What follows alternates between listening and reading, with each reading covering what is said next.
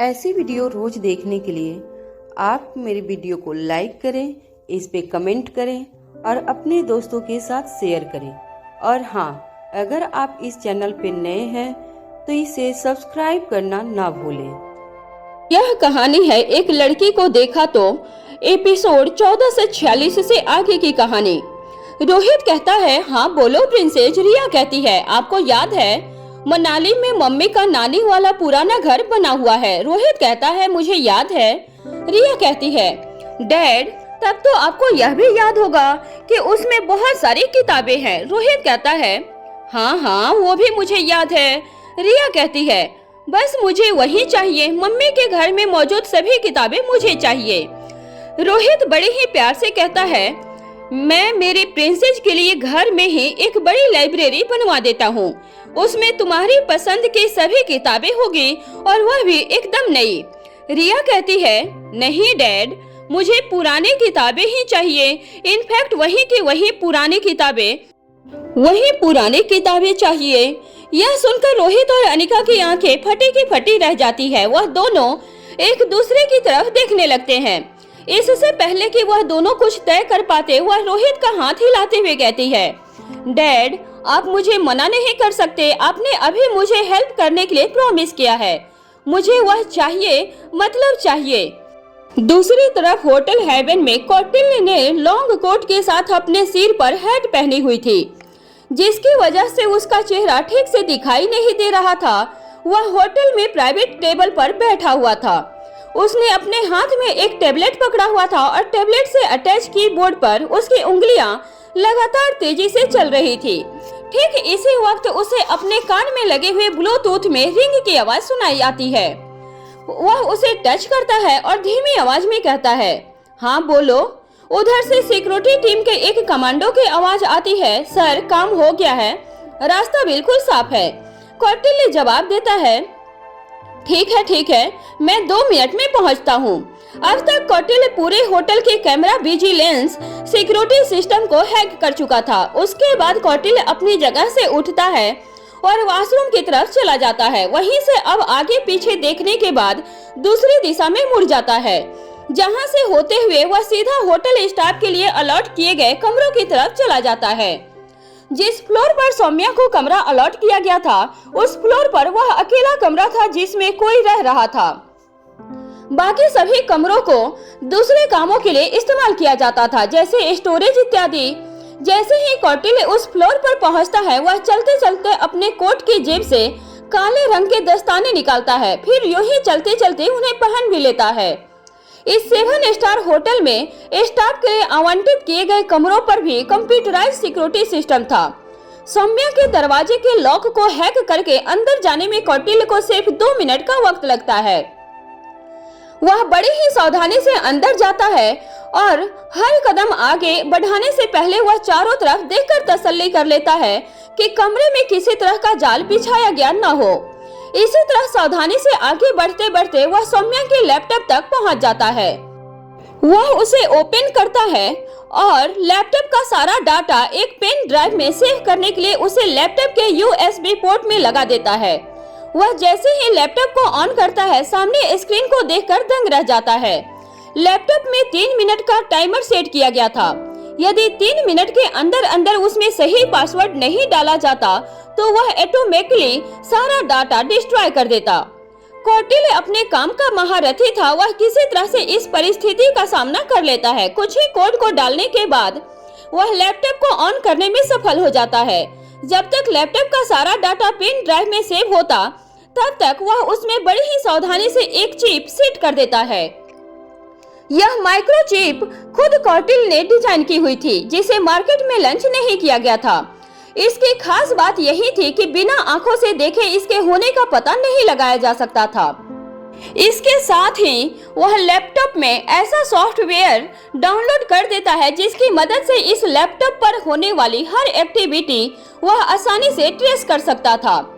इस सॉफ्टवेयर की भी खास बात यही थी कि लैपटॉप में इसके डाउनलोड किए जाने की खबर लैपटॉप इस्तेमाल करने वाले को नहीं होती। कौटिल्य ठीक तरीके से अपना काम खत्म करके कमरे से बाहर निकल जाता है और वापस जाकर अपनी प्राइवेट टेबल पर बैठ जाता है। एक बार फिर से अपने टेबलेट पर तेजी से उंगलियां चलाते हुए कैमरा विजिलेंस को वापस पहले की तरह एक्टिवेट कर देता है। उसके बाद अपनी जेब से फोन निकालता है और अनिका को मैसेज टाइप कर देता है, यहाँ का काम हो गया है, आपको आज शाम तक पूरी रिपोर्ट मिल जाएगी। अब कौटिल्य जल्दी से जल्दी वापस जाकर पता लगाना चाहता था कि आखिर उस लैपटॉप में क्या राज छिपा हुआ है। हल्का फुल्का कुछ खाने की फॉर्मेलिटी करने के बाद वह तेजी से होटल हेवन से बाहर निकल जाता है और मारवा हाउस के लिए रवाना हो जाता है। वहीं दूसरी तरफ पुलिस हेडक्वार्टर में भूमिका के बुलाने पर अर्जुन सिंह और छठी इंद्री कॉन्फ्रेंस हॉल में पहुंच जाते हैं। कॉन्फ्रेंस हॉल बाकी सभी मीटिंग हॉल्स की तरह एक बड़ा सा कमरा था, जिसमें सामने की तरफ बाकी के फ्लोर से थोड़ा सा ऊंचा स्टेज एरिया था। उस पर माइक, पोडियम आदि की व्यवस्था के साथ साथ प्रेजेंटेशन के लिए व्हाइट बोर्ड भी लगा हुआ था। बीचों बीच एक बड़ी टेबल थी, जिसके चारों तरफ एक साथ 40 से 50 लोगों के बैठने की व्यवस्था भी थी। भूमिका एकदम सामने बैठी हुई थी, तभी किसी और को वहां पर न देखकर छठी इंद्री भूमिका से पूछता है, मैडम क्या बाकी सभी लोगों को भी बुला लो? भूमिका कहती है, नहीं नहीं, उसकी जरूरत नहीं है, मैं सिर्फ तुम दोनों से ही बात करना चाहती हूँ। इसके बाद भूमिका छठी इंद्री को बैठने के लिए इशारा करती है।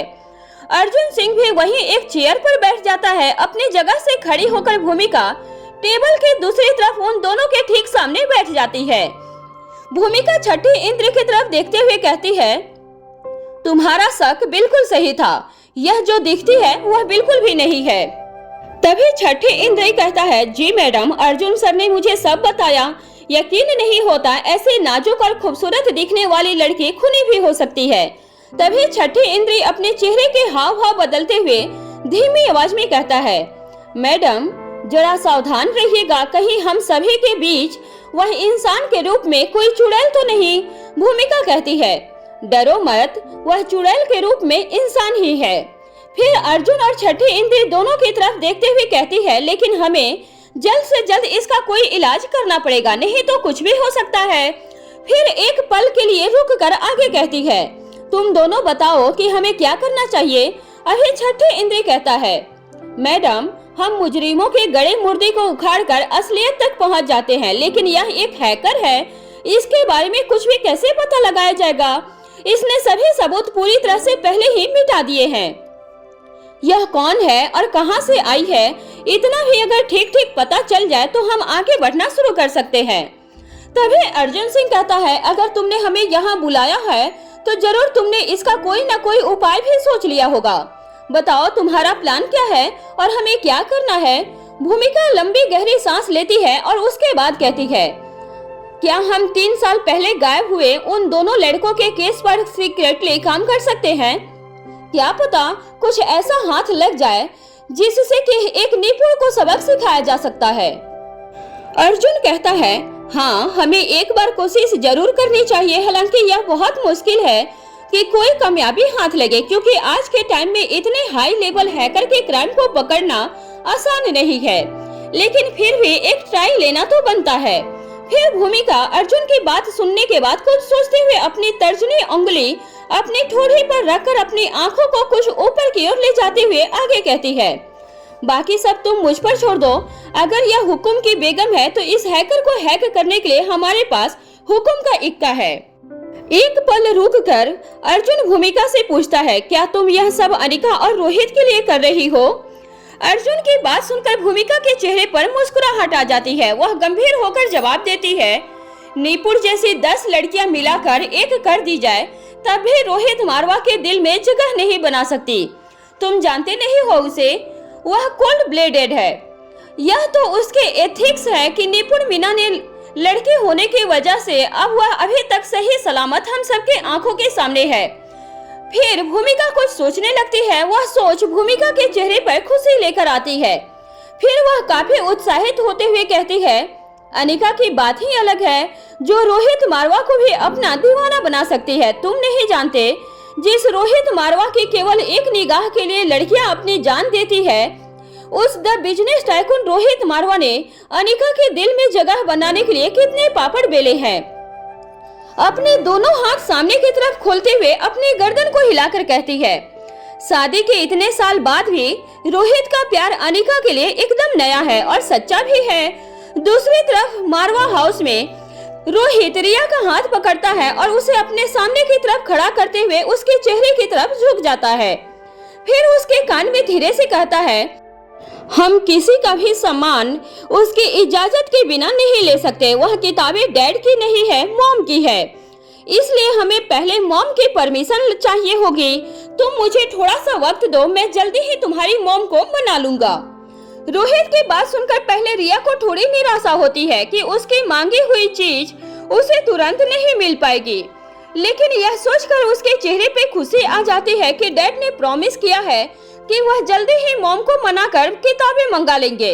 रिया खुशी खुशी अपनी गर्दन हिलाने लगती है और रोहित के गाल पर किस करते हुए कहती है, my daddy is the best daddy in the whole world.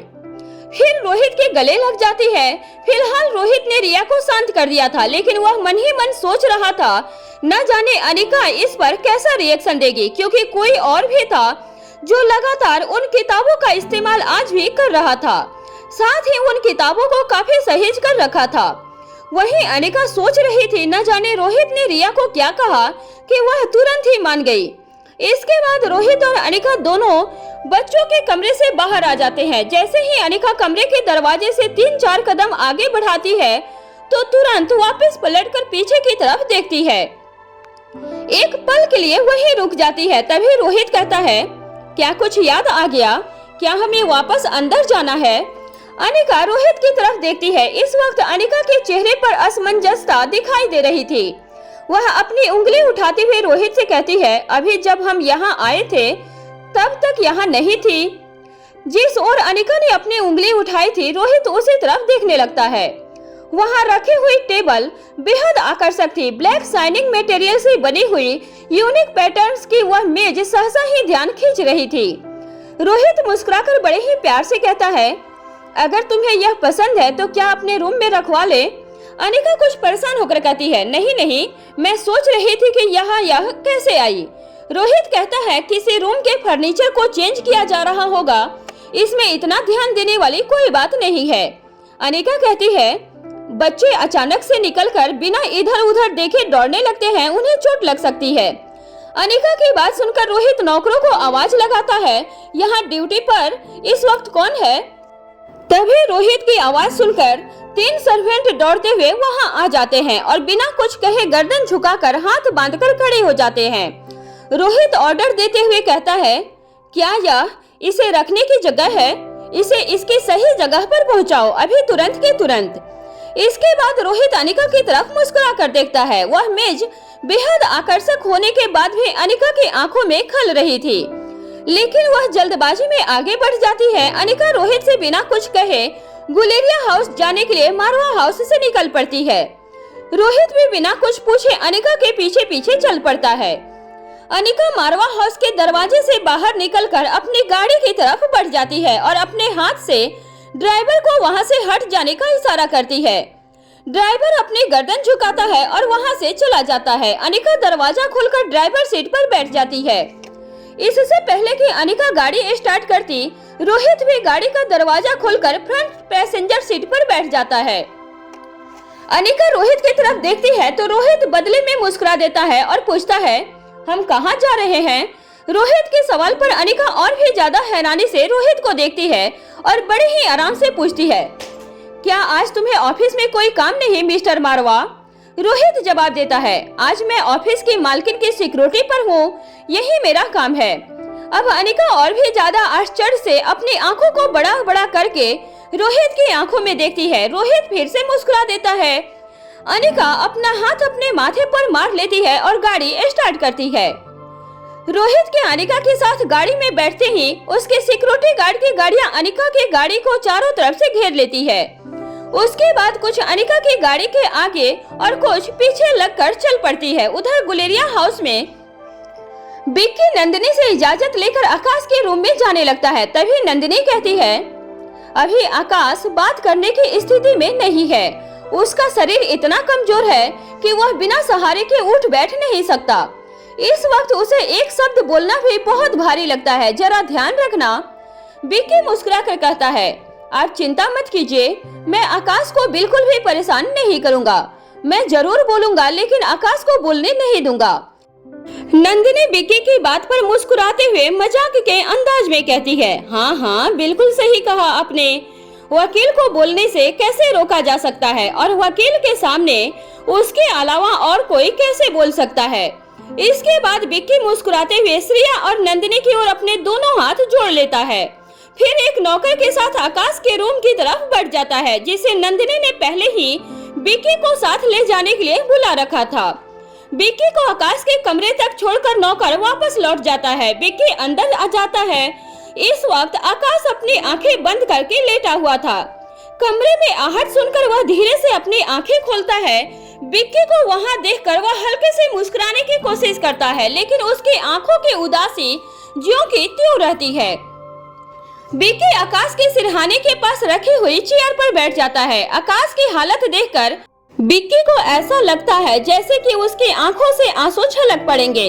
इसलिए वह अपनी जगह से खड़ा होता है और वहां रखी हुई टेबल से जग और गिलास उठाकर पानी पीने लगता है। जब उसे सामान्य महसूस होता है तो वह लंबी गहरी सांस लेकर फिर से आकाश के पास बैठ जाता है।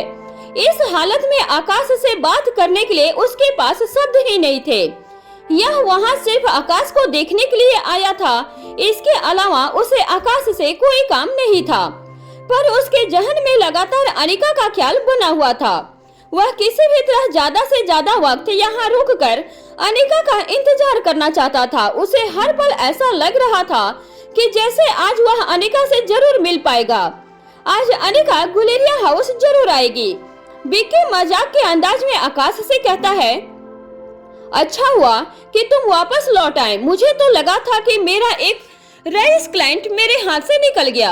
आकाश और विक्की की आंखें एक दूसरे को इस तरह देख रही थी जैसे कि वह बहुत सारी बातें आपस में करना चाहती हो, लेकिन कुछ कह न पा रही हो। फिर विक्की ही कहता है, कितनी अजीब बात है ना, जो खुद को भूलकर भी रिश्ते निभा रही है, हमने उन्हीं रिश्तों को ताक पर रख दिया है।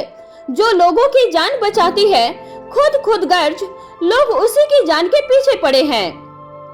विक्की के चेहरे पर इस वक्त रोष दिखाई दे रहा था। वह साथ ही मजबूरी भी।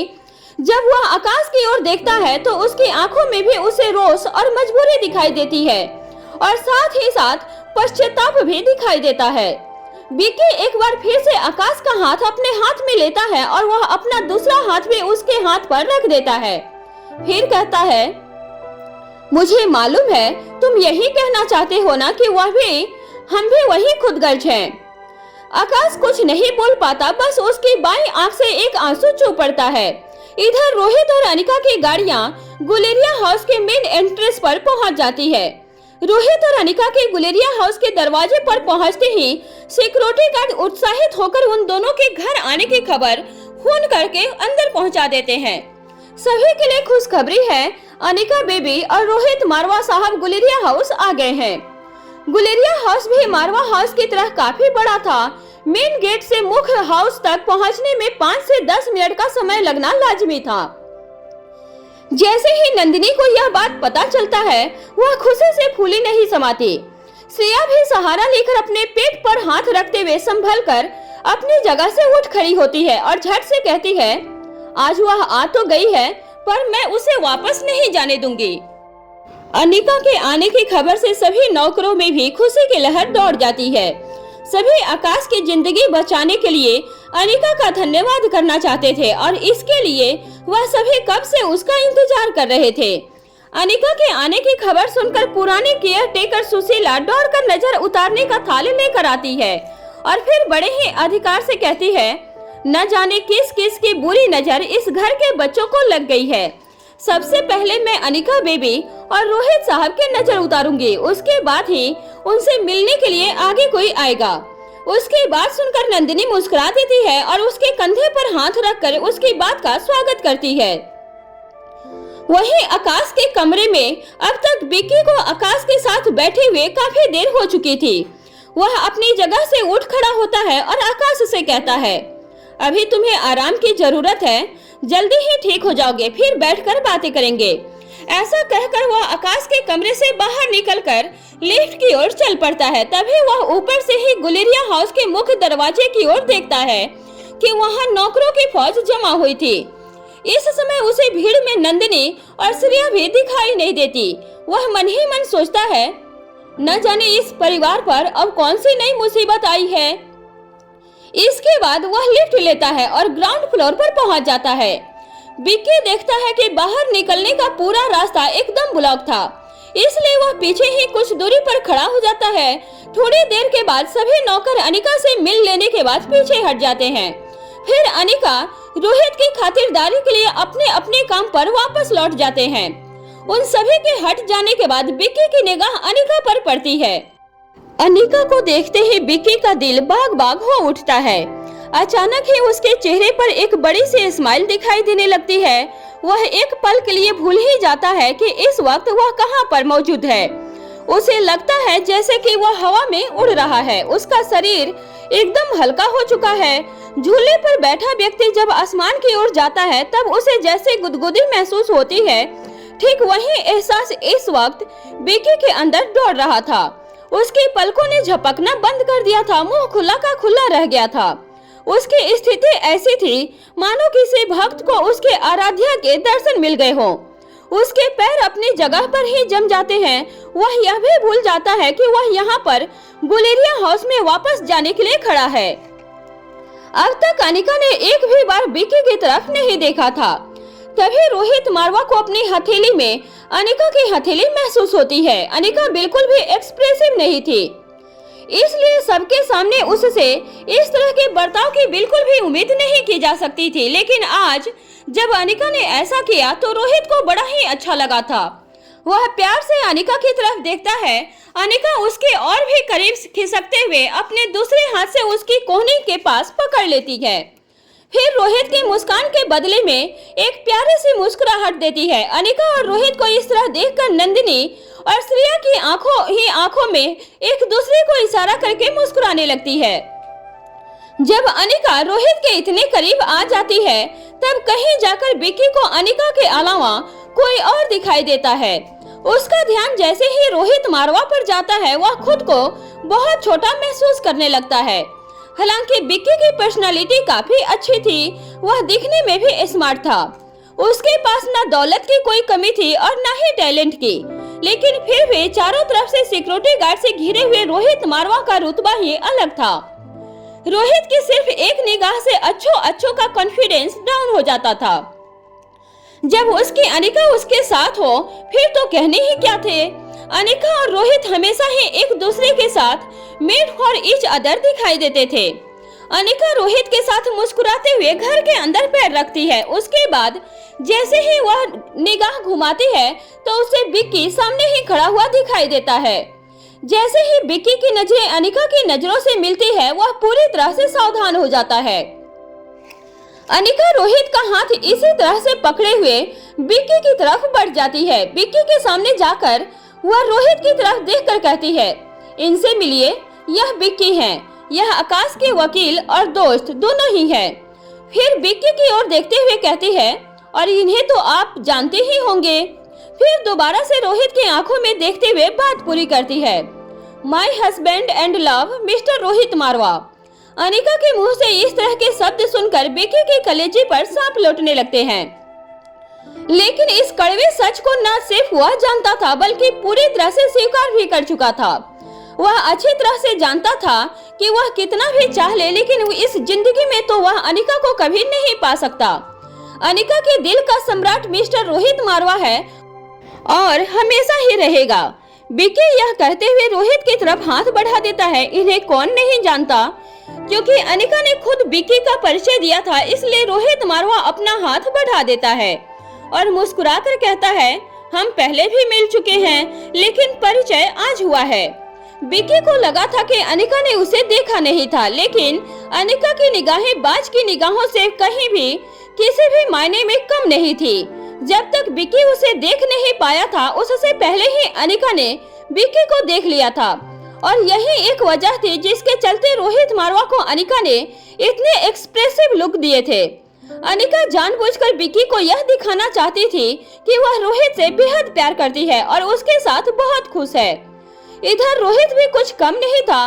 जब तक अनिका सबके सामने अपना प्यार जता रही थी तब तक तो सब कुछ ठीक था, लेकिन जैसे ही वह रोहित को सीधे विक्की से इंट्रोड्यूस करवाने पहुंच जाती है, उसे यह समझने में जरा सा भी देर नहीं लगती कि मामला क्या है। फिर भी रोहित खुश था। इसी बहाने से ही कम से कम अनिका ने सबके सामने रोहित को अपना प्यार कहा था। अब सवाल यह था कि रोहित विक्की को इग्नोर करने वाला था या विक्की को रोहित का कोप भाजन बनना था। निपुण मीना लड़की थी, इसलिए अभी तक बची हुई थी, लेकिन विक्की का यह थ्योरी लागू नहीं होती थी। विक्की कहता है, मुझे शर्मिंदा मत कीजिए, आपने मेरी जान बचाई थी और मैं आपको अपना सच भी नहीं बता सका। परिस्थितियां ही ऐसी थी कि मैं अपनी पहचान उजागर नहीं कर सकता था। किसी केस के सिलसिले में मुझे ऐसा करना पड़ा। तब मैं उस पर सीक्रेटली काम कर रहा था। उस गलती के लिए मुझे माफ कर दीजिएगा। रोहित मारवा विक्की की आंखों में देखते हुए कहता है, अब यह मत कह देना कि तुम वहाँ मेरी ही प्यारी पत्नी की मदद करने आए थे। रोहित के यह शब्द सुनते ही विक्की एक पल के लिए बिल्कुल सुन रह गया था। उसके बाद वह अनिका की तरफ देखने लगता है। अनिका मुस्कुराकर रोहित के कोहनी पर रखा हुआ अपना दूसरा हाथ भी उसकी हथेली की तरफ लेकर आती है। वह अपने दोनों हाथों से रोहित की हथेली पकड़कर रोहित की ओर देखती है और कहती है, पति पत्नी में किसी बात का कोई पर्दा नहीं होता, लेकिन फिर भी मैं तुम्हें स्पष्ट कर दूं कि इस बारे में हमारी कभी कोई बात नहीं हुई।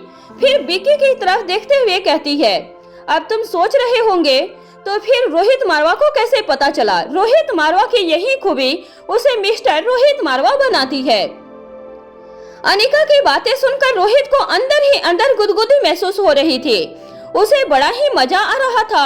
आज अनिका भर भर कर उसकी तारीफें कर रही थी और अपने प्यार के पुल बांध रही थी। इससे पहले की बात और आगे बढ़ती, नंदिनी की आवाज उन तीनों के कानों में पड़ती है। नंदिनी मुस्कुराकर कहती है, आप तीनों का परिचय हो गया हो तो क्या हम सब बैठकर बातें कर सकते हैं?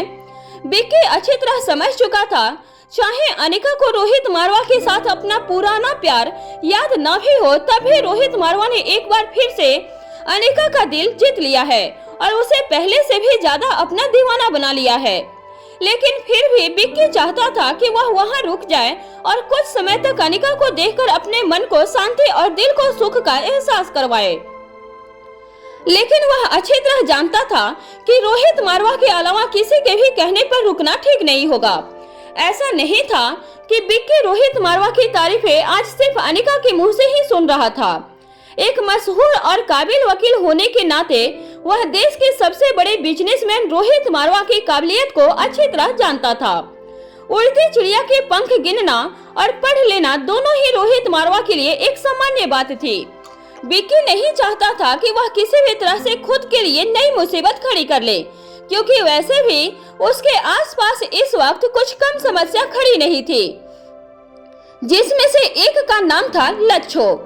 विक्की बड़ी ही नम्रता से अपने सिर को हल्का सा झुकाकर नंदिनी से कहता है, अब मुझे इजाजत दीजिए, कुछ बहुत जरूरी काम है। वैसे भी मैं इस घर का सेवक हूँ, इसलिए कोई न कोई काम यहाँ तक दोबारा खींच ही लाएगा। फिलहाल मुझे जाने दीजिए। रोहित का मन हुआ कि वह विक्की को रोक ले, क्योंकि उसके रहने से अनिका के मुंह से कुछ और अच्छी बातें सुनने की उम्मीद की जा सकती थी। लेकिन फिर उसे तुरंत ही यह ख्याल आया कि अनिका को उसका यहाँ रुकना बिल्कुल भी पसंद नहीं आएगा। अनिका की तकलीफ के बदले में अगर रोहित को जिंदगी भी मिलती हो तो वह इनकार कर दे, फिर कुछ तारीफों की अहमियत ही क्या थी। इसलिए इस वक्त विक्की को रोकने का सवाल ही नहीं उठता था। रोहित चुप रह जाता है। इसके बाद विक्की हाथ जोड़कर सभी को नमस्ते कहकर वहां से चला जाता है। नंदिनी, श्रेया, रोहित और अनिका एक साथ बैठकर बातें करने लगते हैं। तभी अनिका नंदिनी और श्रेया की तरफ देखते हुए पूछती है, पिंकी और यश कहाँ हैं? श्रेया जवाब देती है, वह दोनों स्कूल गए हैं। यदि तुम्हारे आने की खबर उन दोनों को पहले से होती तो वह दोनों बिल्कुल भी यहाँ से हिलने वाले नहीं थे। फिर श्रेया अनिका के हाथ को अपने हाथ में लेते हुए खुश होकर कहती है, तुम इस तरह अचानक से आई, मुझे बहुत अच्छा लगा। लेकिन अगर बताकर आती तो बाकी सभी जो अभी घर में मौजूद नहीं है उन्हें भी तुम यहाँ देखकर इतना ही अच्छा लगता। तभी नंदिनी अपने जगह से खड़े होते हुए कहती है, और हमें तैयारी का भी कुछ मौका मिल जाता। अनिका नंदिनी की परेशानी को कम करने के लिए कहती है, कैसी तैयारियां भाभी? अपने ही घर में आने के लिए घर वालों से तैयारियां करवाना जरूरी है क्या? नंदिनी अनिका के पीछे की तरफ से उसके गले में दोनों बाहें डालकर अपना चेहरा उसके सिर पर रखते हुए कहती है, बेटी के लिए नहीं तो कम से कम दामाद के लिए तो तैयारी करना बनता ही है। फिर अपना हाथ अनिका के गाल पर लगाते हुए कहती है, तुम लोग बातें करो, मैं अभी आती हूँ। ऐसा कहकर वह नौकरों को इंस्ट्रक्शन देने के लिए रसोई घर तक चली जाती है। अनिका बिना किसी को खबर किए अचानक से गुलेरिया हाउस आई हुई थी, जिस वजह से करण, मयूर और घर के बाकी लोग भी अपने अपने नियमित कार्यों से गुलेरिया हाउस से बाहर जा चुके थे। अगर उन सभी को अनिका के आने की खबर होती तो उनमें से कोई भी अनिका से मिलने का मौका नहीं गवाता। लेकिन एक एक करके सभी के पास यह खबर पहुंच रही थी कि अनिका गुलेरिया हाउस पहुंच चुकी है। अब तक करण गुलेरिया को ऑफिस में ही यह खबर मिल चुकी थी कि अनिका और रोहित मरवा गुलेरिया हाउस आए हुए हैं। करण अनिका से अकेले में कुछ जरूरी बात करना चाहते थे। यह बिल्कुल सही मौका था। वह अपने सभी मीटिंग पोस्टपोन करके तुरंत अपनी बेटी और बेटे जैसे दामाद रोहित मरवा से मिलने के लिए गुलेरिया हाउस के लिए निकल पड़ते हैं। शुरुआत में करण को रोहित कुछ खास पसंद नहीं था, लेकिन धीरे धीरे जैसे जैसे वक्त बीतता गया करण गुलेरिया को अपनी बेटी की पसंद पर गर्व होने लगा था। जैसे जैसे करण को यह यकीन होता गया कि उसकी बेटी के लिए रोहित से बेहतर कोई हो ही नहीं सकता, उसका रोहित के लिए प्यार और भरोसा बढ़ता ही गया। जब विपरीत परिस्थितियों में रोहित ने बिना किसी को बताए गुलेरिया ग्रुप ऑफ कंपनी को डूबने से बचाया, तब रोहित के प्रति उसका विश्वास अटूट हो गया था। करण ने मन ही मन यह भी तय कर लिया था कि आज अगर वह अनिका को मनाने में कामयाब नहीं होगा तो जरूरत पड़ने पर रोहित से मदद मांगेगा। लेकिन मुश्किल यह थी कि वह रोहित को किसी भी तरह का सच नहीं बता सकता था। दूसरी तरफ श्वेता की फार्मेसी में श्वेता लक्ष्य के साथ फार्मेसी पहुंच चुकी थी। श्वेता और लक्ष्य दोनों ही खुद को सैनिटाइज करके gloves, mask, shoe cover, hair cover, cap आदि पहनकर फार्मेसी के मुख्य भाग में पहुंच जाते हैं।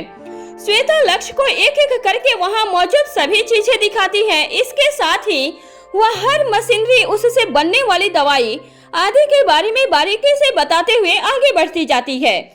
इसके अलावा वह भंडार घर में रखी हुई पुरानी से पुरानी जड़ी बूटियों के बारे में भी लक्ष्य को काफी कुछ बताती है।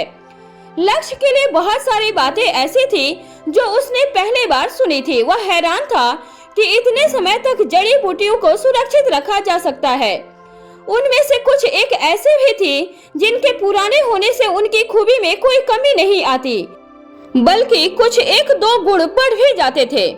लक्ष्य श्वेता से कहता है, मुझे लगता है कि मुझे इन सब चीजों की काफी जानकारी है, लेकिन आज आपकी वजह से मेरी गलतफहमी दूर भी हो गई। श्वेता लक्ष्य की बात सुनकर अचंभे से उसकी ओर देखती है। लक्ष्य मुस्कुराकर कहता है, मुझे आज पता चला इस विषय पर मेरा ज्ञान 0.5% भी नहीं है। आपको आपके क्षेत्र की कितनी अधिक जानकारी है? लक्ष्य की बात सुनकर श्वेता मजाक करते हुए कहती है, अगर आपके पास वक्त हो और अपना ज्ञान बढ़ाना हो तो आप किताबें पढ़ सकते हैं। चलिए मैं आपको हमारी लाइब्रेरी में लेकर चलती हूँ।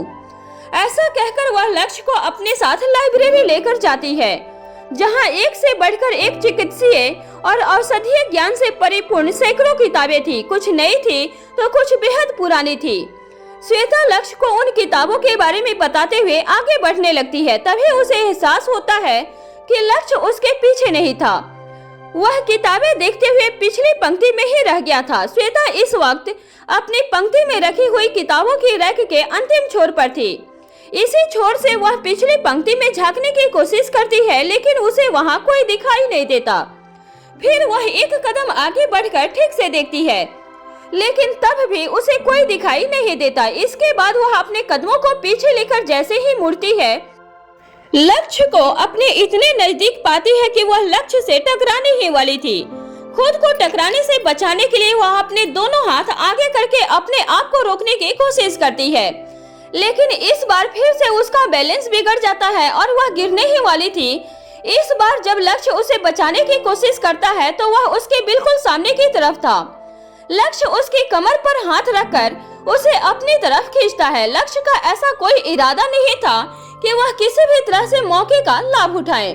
फिर भी वह दोनों एक दूसरे के बेहद करीब पहुंच जाते हैं। इस बार श्वेता गिरने से तो बच जाती है, लेकिन इस वक्त उसके दोनों हाथ लक्ष्य की दोनों बाजुओं पर थे, जिन्हें उससे गिरने से बचाने के लिए कसकर पकड़ा हुआ था, और श्वेता का सीना लक्ष्य के सीने पर था।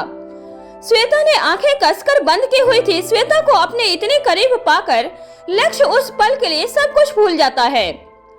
श्वेता के स्पर्श का एहसास उसे अंदर तक कंपित कर देता है। उसकी आंखें श्वेता के चेहरे के हर हिस्से को बारीकी से देखने लगती है। तभी उसे श्वेता के होठ पंखुड़ियों जैसे दिखाई देते हैं। वह खुद को रोक नहीं पाता और धीरे से उसके होठ श्वेता के होठ की तरफ बढ़ जाते हैं। लेकिन तभी उसे याद आता है कि यह गलत है। अभी श्वेता ने हाँ नहीं की है। वह लंबी गहरी सांस लेता है और फिर श्वेता के होठों की जगह कान के पास चेहरा करके कहता है, श्वेता जी आंखें खोलिए, आप गिरने से बच गई हैं। श्वेता आंखें खोलती है। लक्ष्य की कसकर पकड़ी हुई बाजुओं को ढीला छोड़ देती है। लक्ष्य श्वेता की कमर से पकड़ ढीली करता है और वह सीधी खड़ी हो जाती है। श्वेता का दिल जोर जोर से धक धक धक धक करके धड़क रहा था। श्वेता की सांसें भी तेज और गहरी हो गई थी। लक्ष्य की मजबूत पकड़ और मजबूत शरीर उसे अपनी ओर खींच रहा था। इससे भी ज्यादा लक्ष्य के व्यवहार की सौम्यता श्वेता को दीवाना बना रही थी। इसके बाद श्वेता अपने बाल ठीक करते हुए वापस मुड़ जाती है, जैसे ही वह लक्ष्य से चेहरा छुपाने की कोशिश कर रही हो। फिर धीमे धीमे कदमों से चलने लगती है। श्वेता को बहुत ही अजीब महसूस होता है, लेकिन इस स्थिति पर भी उन दोनों में से किसी का कोई जोर नहीं था। वह एक बार फिर से कहती है थैंक यू, फिर मन ही मन कहती है क्या पूरी जिंदगी का गिरना आज एक ही दिन में पूरा हो जाएगा? लक्ष्य क्या सोचेगा मेरे बारे में, यही कि यह लड़की कितना गिरती है। तभी लक्ष्य श्वेता के पीछे पीछे चलते हुए कहता है मुझे थैंक यू नहीं, बल्कि कुछ छोटे छोटे सवालों के जवाब चाहिए। श्वेता बिना लक्ष्य की तरफ देखते ही कहती है पूछिए पूछिए, क्या पूछना चाहते हैं? लक्ष्य कहता है सवाल का जवाब देने से पहले मैं आपको बता दूं कि यह एक गेम है, आपको जवाब 1 सेकंड के अंदर देना है। श्वेता मुस्कुराकर इस बार लक्ष्य की ओर देखते हुए कहती है ठीक है पूछिए। लक्ष्य पूछता है आपको समुद्र ज्यादा पसंद है या नदी? श्वेता कहती है नदी। लक्ष्य अगला सवाल पूछता है घर का खाना पसंद है या बाहर का? श्वेता कहती है घर का। लक्ष्य कहता है आप मम्मी से ज्यादा बातें शेयर करती हैं या पापा से? श्वेता जवाब देती है मम्मी से। लक्ष्य अगला सवाल पूछता है आपसे मम्मी ज्यादा प्यार करती है या पापा? श्वेता मुस्कुराकर जवाब देती है पापा, वैसे दोनों ही करते हैं। लक्ष्य कहता है नो चीटिंग, एक ही जवाब देना है। श्वेता मुस्कुराकर कहती है अच्छा ठीक है, आगे पूछिए। लक्ष्य कहता है वह कौन है जिसकी हर राय पर आप आंखें बंद करके भरोसा करती हैं और उसकी कोई बात नहीं टाल सकती? श्वेता कहती है अनिका दीदी। तभी लक्ष्य कहता है अगर आपकी अनिका दीदी कहेगी तो क्या आप मुझसे शादी कर लोगी? श्वेता कहती है हाँ बिल्कुल कर लूंगी। श्वेता को इन सवालों के जवाब देने में बड़ा मजा आ रहा था, लेकिन ठीक इसी वक्त उसे महसूस होता है कि लक्ष्य क्या जानने की कोशिश कर रहा है। यही वह बात थी जिससे जानना लक्ष्य का आज का उद्देश्य था। वह जानना चाहता था कि श्वेता को पाने के लिए वह बाधा कौन है जिसे हटाना जरूरी है, या फिर वह महत्वपूर्ण व्यक्ति कौन है जिसे मनाना जरूरी है। इसके बाद लक्ष्य चुप हो जाता है और अपनी जगह पर स्थिर खड़ा हो जाता है। श्वेता एकदम आगे जाकर वापस पलटकर जब लक्ष्य के चेहरे की तरफ देखती है तो वह लगातार श्वेता की आंखों में देखते हुए मुस्कुरा रहा था। लक्ष्य बड़े ही आराम से धीमी आवाज में कहता है हमें कायनात मिलना चाहती है, लेकिन पता नहीं क्यों आपको मैं अच्छा ही नहीं लगता। श्वेता झट से कहती है नहीं ऐसी कोई बात नहीं, बताइए मैंने कब कहा कि आप मुझे अच्छे नहीं लगते? दूसरी तरफ मारवा हाउस में अनुशासन को बनाए रखना सबसे महत्वपूर्ण चीजों में से एक था। यह व्यवस्था नौकरों पर भी लागू होती थी, जिसका सभी कड़े रूप से पालन करते थे। इस वक्त नौकर राम सिंह और राजपाल में जबरदस्त बहस छिड़ी हुई थी। उन्हीं के पास खड़ा हुआ चमन लाल हैरान परेशान दोनों को लगातार देखे जा रहा था। ना खुद कुछ बोल रहा था, ना ही उन्हें चुप होने के लिए कह रहा था। धीरे धीरे उनकी लड़ाइयाँ बढ़ती जा रही थी और शोर बढ़ते बढ़ते काफी दूर तक सुनाई देने लगा था। उनकी आवाजों से कुछ ही देर में घर के बाकी नौकर भी वहां इकट्ठे हो गए। तभी यह खबर हेड सर्वेंट तक भी पहुंच जाती है, जिसे इस शिफ्ट का इंचार्ज भी कहा जा सकता था। इससे पहले कि कोई बड़ी मुसीबत खड़ी हो जाए, वह दौड़ते हुए उस जगह पर पहुंच जाता है जहां पर यह वाद विवाद छिड़ा हुआ था। राम सिंह कहता है, अगर भरोसा नहीं है तो खुद क्यों नहीं करते? राजपाल कहता है, खाली नहीं बैठा था, काम कर रहा था। राम सिंह कहता है, तो उसे बाद में कर लेते। राजपाल कहता है, हाँ बाद में ही कर लेता। अगर पता होता कि तुम दोनों इतने बड़े कामचोर हो तो पहले ही कर लेता। राधे श्याम दोनों को चुप होने के लिए कहता है, लेकिन कोई भी चुप नहीं होता। फिर वह राम सिंह का नाम लेकर उसे चुप करवाता है। चुप हो जाओ राम सिंह, वरना मैं तुम्हें नौकरी से निकाल दूंगा। यह सुनकर राम सिंह तो चुप हो जाता है, लेकिन राजपाल बोलता ही चला जाता है। फिर वह राजपाल का नाम लेकर उसे चुप करवाता है। राजपाल, क्या तुम्हें अपनी नौकरी प्यारी नहीं? तो इस बार राजपाल के चुप होते ही राम सिंह बोलता चला जाता है। अंत में वह दोनों को नौकरी से निकालने की धमकी देता है, तो वह दोनों ही चुप हो जाते हैं। लेकिन उनकी आंखों में गुस्सा साफ साफ दिखाई दे रहा था। दोनों एक दूसरे को लगातार घूर रहे थे। इंचार्ज राधे श्याम कहता है, राम सिंह पहले तुम बताओ। राम सिंह अपने हाथ से इशारा करते हुए कहता है, यह टेबल आर्यन बाबा के कमरे के बाहर पड़ी हुई थी। सुबह रोहित बाबा ने हम तीनों को यह टेबल वहां से हटाने के लिए कहा था। हम तीनों ने मिलकर पता किया कि यह टेबल किस कमरे की है, लेकिन जब हम पता नहीं लगा पाए तब हमने इसे स्टोर रूम में रखने का फैसला किया। राजपाल किसी दूसरे काम को करने के लिए चला गया। तभी मैं और चमन लाल दोनों इस टेबल को स्टोर रूम में रखकर आ गए थे, लेकिन न जाने कैसे अब यह यहाँ पड़ी हुई है और यह राजपाल मानने के लिए भी तैयार नहीं है कि हम इसे रख कर आए थे। अगर आपको मेरी बात का विश्वास नहीं तो आप चमन लाल से पूछ लीजिए। जब राधे श्याम चमन लाल की तरफ देखता है तो चमन लाल बिल्कुल शांत दिखाई देता है। इतने शोर के बाद भी ऐसा लग रहा था जैसे कि उसे किसी कोई आवाज सुनाई नहीं आ रही थी। राधे श्याम चमन लाल के कंधे पर हाथ रखकर उससे पूछता है, तुम इस तरह घबराए हुए क्यों खड़े हो? बताओ, क्या यह सही है कि तुम यह टेबल रख कर आए थे? चमन लाल कहता है, मैं इसीलिए परेशान हूँ। फिर एक चाबी अपनी जेब से बाहर निकाल कर दिखाते हुए कहता है, मैंने अभी तक चाबी वापस नहीं रखी, फिर यह टेबल बाहर कैसे आ सकती है? उन तीनों की बात सुनकर राधे श्याम कहता है, ईश्वर का धन्यवाद करो कि इस वक्त मालिक और मालकिन में से कोई भी घर पर नहीं है, वरना तुम्हारी इस हरकत की वजह से तुम तीनों की खैर नहीं थी। और साथ में मेरी भी। अपने दिमाग का थोड़ा इस्तेमाल क्यों नहीं करते? क्या एक डिजाइन की एक ही टेबल हो सकती है? अगर इस घर में कमरों पर नंबर ना हो तो उन्हें पहचाना नहीं जा सकता। सब एक जैसे दिखाई देते हैं और तुम तीनों मूर्खों की तरह एक टेबल के लिए लड़ रहे हो। यह उसी डिजाइन की दूसरी टेबल होगी। जाओ जाकर इसे भी स्टोर रूम में रख दो।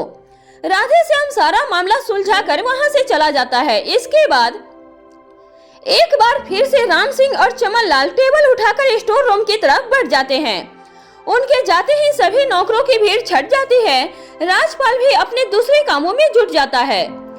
उधर जैसे ही चमन लाल स्टोर रूम का दरवाजा खोलता है, राम सिंह और चमन लाल दंग रह जाते हैं, क्योंकि वहाँ कोई भी टेबल मौजूद नहीं थी। उन दोनों के डर से पैर कांपने लगते हैं। भला बिना ताला खोले मेज बाहर कैसे आ सकती थी? दोनों ही हनुमान चालीसा का पाठ पढ़ने लगते हैं और फिर एक दूसरे की हिम्मत बांधते हुए डरते डरते उस मेज को स्टोर रूम में रख देते हैं। जल्दी जल्दी स्टोर रूम का दरवाजा लगाकर वहां से भाग जाते हैं। स्टोर रूम से काफी दूर आने के बाद राम सिंह कहता है, क्या तुम भी वही सोच रहे हो जो मैं सोच रहा हूँ?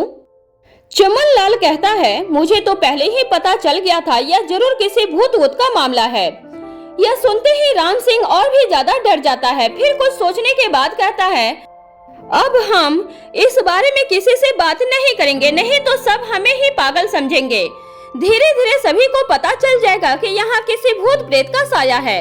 चमन लाल कंपकपाती हुई आवाज से कहता है, और तब तक हम सावधान रहेंगे। भाई हर वक्त अपने साथ माचिस और लहसुन जेब में रखकर घूमना। दूसरी तरफ गुलेरिया हाउस में अनिका को गुलेरिया हाउस आए हुए काफी देर हो चुकी थी।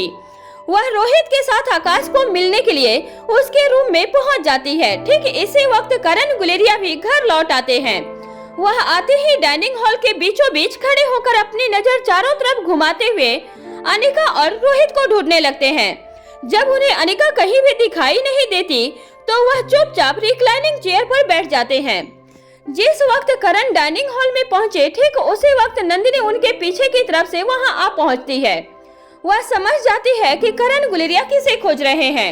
वह करण के पास जाती है और मुस्कुराते हुए धीरे से कहती है, चाचा जी, वह दोनों अभी यहीं पर हैं। यह सुनते ही करण के चेहरे पे हल्की सी मुस्कान आ जाती है और वह नंदिनी की तरफ देखने लगते हैं। नंदिनी अपनी बात को पूरा करते हुए आगे कहती है, वह दोनों अभी अभी आकाश से मिलने के लिए उसके कमरे में गए हैं। करण पूछता है, क्या उन दोनों ने खाना खाया? नंदिनी मुस्कुराकर जवाब देती है, मैं वही देखने गई थी, खाना बस तैयार ही है। जब तक वह दोनों आकाश से मिलकर आएंगे तब तक खाना लग जाएगा। उन दोनों से मिलने के लिए बाकी सब भी बहुत जल्द पहुंचते ही होंगे। उन दोनों ने मुझसे खुद कहा है कि वह सभी के साथ ही बैठकर खाना खाएंगे। नंदिनी की बात सुनने के बाद करण ठीक है कहकर अपनी जगह से उठ खड़े होते हैं और आकाश के कमरे की तरफ बढ़ जाते हैं। करण लिफ्ट लेकर टॉप फ्लोर पर पहुंच जाते हैं। जब करण गुलेरिया आकाश के कमरे का दरवाजा खोलते हैं तो अनिका और रोहित को उसके सिरहाने के पास रखी हुई कुर्सियों पर बैठा हुआ पाते हैं। करण को देखकर अनिका और रोहित अपनी अपनी जगह से उठ खड़े होते हैं और करण की तरफ चलकर उनके पास आ जाते हैं। रोहित नमस्ते पापा जी कहता है, तभी करण उसे गले से लगाकर उसका कंधा थपथपाते हुए मुस्कुरा कर कहते हैं, तुम दोनों अपने आने की खबर पहले दे देते तो मैं घर से जाता ही नहीं। मुझे लगा कि तुम दोनों मुझसे बिना मिले ही वापस चले जाओगे। करण की बात पर रोहित मुस्कुरा देता है। उसके बाद करण अनिका को गले से लगाकर उसके सिर पर हाथ फेरते हैं और कहते हैं, कैसी है मेरी बेटी? अनिका जवाब देती है, मैं बहुत अच्छी हूँ। सोचा कि आकाश की तबीयत के बारे में पूछ लिया जाए, बस इसीलिए अचानक चली आई। अगर हमें पहले से पता होता कि हमें आना है तो हम आपको जरूर खबर कर देते। करण कहते हैं, अच्छा हुआ अचानक से ही चली आई, मुझे अपनी बेटी से कुछ जरूरी बातें करनी है। करण की बात सुनकर अनिका और रोहित एक दूसरे की तरफ देखने लगते हैं। करण उन दोनों के चेहरे के हाव भाव देखकर आगे कहते हैं, अरे अरे घबराने की कोई बात नहीं है, बस यूं ही सामान्य हाल चाल पूछने के लिए मिलना चाहता था। काफी दिन हो गए थे तुम्हारे साथ बैठकर बातें नहीं हुई। फिर एक पल रुककर अनिका की तरफ देखते हुए आगे कहते हैं, क्या अब तुम कुछ देर के लिए मेरे साथ आओगी? रोहित पलके झपका कर अनिका को जाने के लिए कहता है। फिर रोहित करण की ओर देखते हुए कहता है, आप दोनों तब तक अपनी बातें कीजिए, मैं कुछ देर आकाश के साथ यहीं रुकूंगा। इसके बाद अनिका और करण वहां से चले जाते हैं और रोहित आकाश के पास बैठ जाता है। करण अनिका के साथ अपने रूम की ओर चले जाते हैं ताकि उन दोनों की बातचीत कोई और ना सुन सके। कुछ देर के बाद जब रोहित को लगता है कि अब उसे यहाँ बैठे हुए पर्याप्त देर हो चुकी है तो अब तक अनिका और करण अपनी बातें खत्म कर चुके होंगे, तब वह आकाश को हाथ अपने हाथों में लेते हुए उससे कहता है, आकाश मेरे दोस्त जल्दी ठीक हो जाओ। सभी लोगों को तुम्हारे इस बिस्तर से उठ खड़े होने का बेसब्री से इंतजार है। अपने शरीर के साथ साथ दिमाग को भी पूरा आराम देना। मैं जल्दी से तुम्हें मिलने दोबारा आऊंगा। इसके बाद रोहित अपनी जगह से उठ खड़ा होता है और वहां से बाहर निकल जाता है। अपर फ्लोर की बालकनी से ही जब वह नीचे देखता है तो डाइनिंग हॉल में अनिका और करण दिखाई नहीं देते। तभी उसे ख्याल आता है कि वह दोनों या तो अनिका के कमरे में होंगे या फिर करण के कमरे में। कुछ सोचने के बाद वह करण गुलेरिया के कमरे में जाने के लिए लिफ्ट ले लेता है। करण गुलेरिया के कमरे वाले फ्लोर पर पहुंचने के बाद वह धीमे कदमों से आगे बढ़ता है। जैसे ही वह कमरे के दरवाजे को हाथ लगाता है उसे करण की आवाज सुनाई देती है। रोहित को लगता है कि उसे वापस चले जाना चाहिए क्योंकि अभी तक अनिका और करण की बातें खत्म नहीं हुई थी, लेकिन तभी उसके कानों में ऐसी आवाज पड़ती है कि उसके पैर वहीं रुक जाते हैं और वह वहीं खड़े होकर आगे की बात सुनने लगता है। करण गुलेरिया गंभीर आवाज में कहते हैं, अनिका, तुम्हारे 3 प्यारे बच्चे हैं, ढेर सारा प्यार करने वाला पति है, पूरी जिंदगी तुम्हारी आंखों के सामने बाहें खोले खड़ी है। तुम क्यों अपनी जिंदगी की मुसीबतें बढ़ाने पर तुली हो? तुम अच्छी तरह जानती हो कि जिसकी जान तुमने बचाई है वह तुम्हारा भाई आकाश नहीं है। अनिका अपने दोनों हाथों को फोल्ड करके वापस से बांध कर खड़ी हो जाती है। फिर सवाल भरी आंखों से करण की ओर एकटक देखते हुए बड़े ही आराम से कहती है, आपको इतना भरोसा कैसे है कि वह आकाश नहीं है? अगर यह हमारा आकाश नहीं है तो हमारा आकाश कहाँ है? क्या आप जानते हैं कि आकाश कहाँ है? अनिका की बात सुनकर करण बिल्कुल खामोश हो जाते हैं और खुद को खुद से ही सवाल में फंसा हुआ पाते हैं। जब काफी देर तक करण कुछ नहीं बोलते, तब कुछ पल के बाद अनिका कहती है, चलिए जाने दीजिए, इस सवाल को छोड़ देते हैं। फिर लंबी सांस लेकर छोड़ते हुए कहती है, वैसे मैं जानती तो और भी बहुत कुछ हूँ, पर क्या आप मुझे से वह सब कुछ जानना चाहते हैं? अनिका की बात सुनकर करण एकदम चुपचाप खड़े रह जाते हैं। उनके चेहरे पर किसी भी तरह का कोई भी भाव नहीं था। कुछ पलों के लिए लगातार अनिका की आंखों में देखते रहते हैं और उसके बाद अचानक से चुपचाप कमरे से बाहर निकल जाते हैं।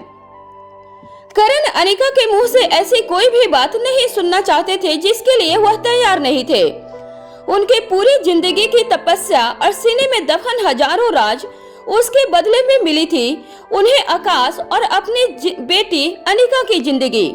एक को खोकर वह अगर दूसरे को दांव पर नहीं लगाना चाहते थे। रोहित को जैसे ही एहसास होता है कि करण गुलेरिया बाहर की तरफ आ रहे हैं, तो वह दरवाजा खुलने के अपोजिट डायरेक्शन में खड़ा हो जाता है।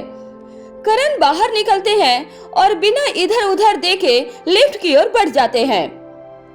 इस वक्त करण का चेहरा एकदम शांत था, लेकिन उसके अंदर घमासान मचा हुआ था। करण के जाने के बाद रोहित कमरे के अंदर चला जाता है और अनिका अभी भी अपने हाथों को बांधे उसी तरह खड़ी थी। रोहित अनिका के पास जाता है और बड़े ही प्यार से पूछता है, क्या कोई परेशानी की बात है? अनिका बड़ी ही शांति से अपनी गर्दन हिलाते हुए कहती है, नहीं नहीं। रोहित हैरान होकर पूछता है, तो यह सब क्या चल रहा है? अनिका कहती है, सब बताऊंगी, लेकिन यहाँ नहीं, घर वापस चलने दो, उसके बाद मैं तुम्हें सारी बातें एक एक करके बता दूंगी। दूसरी तरफ मल्होत्रा फार्मेसी में श्वेता और लक्ष्य को साथ में काफी वक्त बीत चुका था। अब तक वह दोनों पूरी फार्मेसी अच्छी तरह घूम चुके थे। न लक्ष्य का वापस जाने का मन कर रहा था, न श्वेता का उसे छोड़ने का, लेकिन अब लक्ष्य के पास वापस जाने के अलावा कोई चारा नहीं था। फिर भी वह श्वेता के साथ अच्छा वक्त बिताकर बहुत ज्यादा खुश था। लक्ष्य के लिए श्वेता के साथ होना एक सपने जैसा ही था। लक्ष्य ने कभी कल्पना भी नहीं की थी उसकी ख्वाहिश कभी ख्वाबों से बाहर निकलकर हकीकत के दरवाजे पर दस्तक दे सकेगी। श्वेता लक्ष्य को छोड़ने के लिए उसके साथ बाहर दरवाजे तक जा रही थी। वह दोनों फार्मेसी के मुख्य बिल्डिंग से बाहर निकल आते हैं। मुख्य बिल्डिंग के चारों ओर बड़े बड़े लॉन बनाए गए थे, जिसमें अलग अलग प्रकार के पेड़ पौधे लगाए गए थे। उन सभी को पार करने के बाद फार्मेसी का मुख्य दरवाजा था। दरवाजे के पास ही पार्किंग एरिया था। वहीं पर लक्ष्य के गार्ड्स और उनकी गाड़ियां मौजूद थी। श्वेता और लक्ष्य दोनों ही बिल्कुल खामोश होकर धीमे धीमे कदमों से चल रहे थे। तभी लक्ष्य श्वेता की हथेली में धीरे से अपनी उंगलियां डालते हुए उसका हाथ पकड़ लेता है और फिर अपनी जगह पर रुक जाता है। लक्ष्य के इस तरह अचानक हाथ पकड़ लेने से श्वेता लक्ष्य के चेहरे की तरफ घूमकर खड़ी हो जाती है। श्वेता का दिमाग कह रहा था कि वह लक्ष्य के हाथ से अपना हाथ अलग कर ले, लेकिन उसका दिल इन पलों को जीना चाहता था। इस कश्मकश में वह कुछ बोल नहीं पाती, लेकिन उसके शरीर में बढ़ता हुआ रक्त प्रवाह उसके चेहरे पर दिखाई देने लगता है। उसके गाल एकदम लाल हो जाते हैं और नजरें झुक जाती है। कुछ पल इसी तरह रहने के बाद लक्ष्य कहता है, मेरी इस हरकत के लिए पहले ही मैं माफी मांग लेता हूँ, लेकिन मैं अब आपसे और दूर नहीं रहना चाहता। आप मुझे बताइए कि मुझे कौन सी परीक्षा देनी है कि आप मुझ पर भरोसा कर सके। मैं हर अग्नि परीक्षा से गुजरने के लिए तैयार हूँ, पर मुझे इस तरह खुद से अलग मत कीजिए। जब तक दूर था जीना आसान था, लेकिन आपके इतने करीब आकर लौट जाना नामुमकिन सा लगता है। इतना कहने के बाद लक्ष्य खामोश होकर श्वेता के चेहरे की तरफ देखने लगता है। तभी न जाने किस तरह श्वेता की आंखों से आंसू छलक पड़ते हैं। जाने अनजाने में वह लक्ष्य को अपने दिल में जगह दे चुकी थी। लक्ष्य से दूर होने की सोच भी अब श्वेता को दर्द पहुंचाने लगती है। श्वेता की जगह कोई दूसरी लड़की भी होती तो लक्ष्य की तपस्या के आगे अब तक पिघल चुकी होती। शायद श्वेता अपनी स्थिति अच्छी तरह से समझ पा रही थी, इसलिए उसने अनिका से कहा था कि वह लक्ष्य से एक और बार नहीं मिलेगी। श्वेता की आंखों से छलकता हुआ आंसू देखकर लक्ष्य को ऐसा प्रतीत होता है जैसे कि किसी ने पिघलाकर गरम मोम उसके दिल पर डाल दिया हो। लक्ष्य अपना हाथ आगे करके श्वेता के गिरते हुए आंसू को अपनी हथेली पर ले लेता है। उसके बाद हथेली को श्वेता की तरफ करते हुए आंसू को देखकर कहता है, तुम्हें इजाजत नहीं मेरे रहते हुए मेरी श्वेता जी के आसपास भटकने की भी। यहाँ मेरे लिए ही जगह कम है, मैं तुम्हें अपने साथ एडजस्ट नहीं कर सकता। लक्ष्य की इस हरकत पर श्वेता को हंसी आ जाती है। लक्ष्य धीरे से श्वेता का हाथ अपनी तरफ खींचता है और उसे अपने गले से लगा लेता है।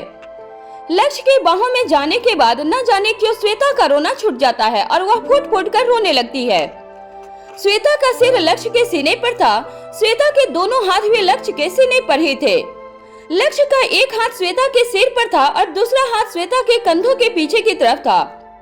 श्वेता को इस तरह बिखरते हुए देखकर लक्ष्य की आंखों में भी पानी आ जाता है। वह किसी तरह खुद को संभाल लेता है। जब श्वेता कुछ शांत होती है तो वह खुद उसे अलग करके उसके आंसुओं को पोंछता है। फिर कहता है, आपको रोने की कोई जरूरत नहीं, मैं जल्द ही सब कुछ ठीक कर दूंगा। बेशक श्वेता ने लक्ष्य को अपनी मन की हालत शब्दों में नहीं बताई थी और न ही अपनी परेशानी को लेकर किसी प्रकार का इशारा किया था, लेकिन फिर भी लक्ष्य पूरी बात समझ चुका था। अब लक्ष्य मन ही मन सोचता है, मुझे जल्द ही अनिका गुलेरिया से मिलना होगा, अब वक्त आ गया है। वहीं श्वेता अपनी इस हरकत पर बेहद हैरान थी। वह खुद नहीं समझ पा रही थी कि उसके साथ ऐसा क्यों हो रहा है। वह इस तरह इतना इमैच्योर बिहेव कैसे कर सकती है। जिस बात को श्वेता नहीं समझ पा रही थी, उस बात को लक्ष्य आसानी से समझ गया था। पुरानी कहावत है, first experience is the last experience. अपने पहले अनुभव की वजह से श्वेता अपना पार्टनर चुनने को लेकर इतनी ज्यादा सहमी हुई थी कि वह अपने दिल या दिमाग किसी के भी सुनने के लिए तैयार नहीं थी। इस बार वह पूरी तरह से अनिका के निर्णय पर निर्भर थी। वह नहीं चाहती थी कि कोई लड़का उसे सीढ़ियों की तरह इस्तेमाल करने की कोशिश करे। तभी लक्ष्य श्वेता से कहता है, अब बताइए, आप खुद अपनी अनिका दीदी से बात करेंगे या मैं उनसे मिलने जाऊं? इस वक्त श्वेता की आंखें एकदम लाल थी। गुलाबी होठ भी एकदम लाल दिखाई दे रहे थे। नाक भी लाल मिर्च जैसी हो चुकी थी। ठीक इसी वक्त श्वेता के फोन पर मैसेज की घंटी बजती है। वह अपने हाथ में पकड़े हुए फोन की तरफ देखती है। यह प्रीति का मैसेज था। मैसेज खोलकर पढ़ने के बाद वह हल्का सा मुस्कुराकर अपनी भारी सी आवाज के साथ लक्ष्य से कहती है, मेरे इस स्टूपिड बिहेवियर के लिए आई एम सॉरी। मुझे खुद नहीं पता कि अचानक से मुझे क्या हो गया था। फिलहाल मैं आपको बता दूं कि हम आपके पैर की जांच करवाने के लिए कल लाइफ केयर हॉस्पिटल जा रहे हैं। लक्ष्य के पहले पूछे गए सवाल का श्वेता ने कोई जवाब नहीं दिया था। लक्ष्य ने भी अपना सवाल दोहराया भी नहीं था। उसे लगा कि थोड़ा और इंतजार कर लेना ही ठीक होगा। दूसरी तरफ गुलेरिया हाउस में तभी अनिका को ढूंढते हुए राजलक्ष्मी भी कमरे के दरवाजे तक पहुंच जाती है। रोहित और अनिका को साथ में देखकर वह छेड़ते हुए कहती है, सारी जरूरी बातें आप दोनों आपस में कर लेंगे या हमारे लिए भी कुछ बचाएंगे? राजलक्ष्मी को देखकर अनिका मुस्कुराते हुए अपनी दोनों बाहें खोल देती है। राजलक्ष्मी आगे बढ़कर अनिका के गले लग जाती है। अनिका कहती है, मैं हर बार तुम सभी से मिलने के बाद यही सोचती हूँ कि तुम्हारे साथ बैठकर बात ही नहीं कर पाई। अनिका की बात सुनकर राजलक्ष्मी की मुस्कान और भी बड़ी हो जाती है। उसे अपने लिए अनिका को फिक्र करते हुए देखकर बहुत अच्छा लगता है। राजलक्ष्मी अनिका को बहुत ही करीब से जानती थी। उसका और अनिका का रिश्ता बिल्कुल वैसा ही था जैसे रोहित और चिराग का था। उसने अनिका के लिए असिस्टेंट के तौर पर काम करने के साथ साथ हर जरूरत के मौके पर अनिका की केयर टेकर की तरह देखभाल भी की थी। यही वजह थी कि राजलक्ष्मी अनिका की दोस्त की तरह थी। वह इस बात को भी बखूबी समझती थी कि अनिका को मुसीबतों की विरासत जन्म से ही प्राप्त है। उसकी जिंदगी कभी भी ज्यादा समय तक सामान्य नहीं चल सकती। राजलक्ष्मी कहती है, मैडम आपने मेरे बारे में सोचा, मेरे लिए इतना ही काफी है। मैं जानती हूँ चाहे परिस्थितियाँ जो भी हो, पर आप कभी फ्री नहीं हो सकती। अनिका झट से राजलक्ष्मी की कलाई पकड़ते हुए कहती है, चलो आज हम साथ में बैठकर बातें करेंगे। इसके बाद अनिका राजलक्ष्मी की कलाई को इसी तरह पकड़े हुए करण जी के कमरे में मौजूद काउच पर बैठ जाती है। तभी राजलक्ष्मी रोहित मारवा की तरफ देखते हुए पूछती है, मयूर आपसे मिलने के लिए आकाश भैया के कमरे की तरफ गए हैं, क्या मैं उन्हें यहीं बुला लूं? रोहित जवाब देता है, नहीं नहीं, तुम दोनों बैठकर बातें करो, मैं मयूर के पास जाता हूँ। ऐसा कहकर रोहित वहाँ से बाहर निकल जाता है। जिस तरह से अनिका ने राजलक्ष्मी की कलाई पकड़ी थी, उस तरह से अनिका अपने मरीजों की कलाई पकड़कर नब्ज चेक किया करती थी। पहले राजलक्ष्मी को हैरानी होती है, लेकिन उसके बाद दूसरे ही पल वह सोचती है कि शायद इस तरह से हाथ पकड़ना अनिका की आदत में शुमार हो गया है, इसलिए यादाश्त जाने के बाद भी कलाई पकड़ने का तरीका नहीं बदला है।